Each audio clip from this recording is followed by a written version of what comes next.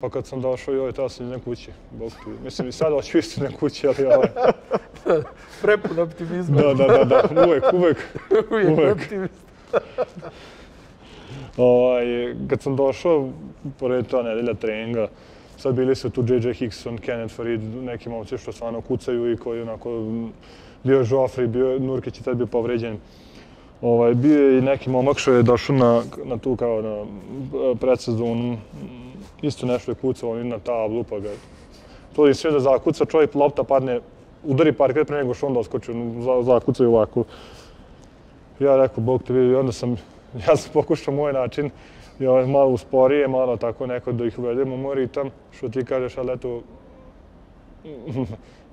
mislim da sam usporio da sad malo igraju u mom ritmu. Stvari, ja namjestim da igraju nekako u mom ritmu.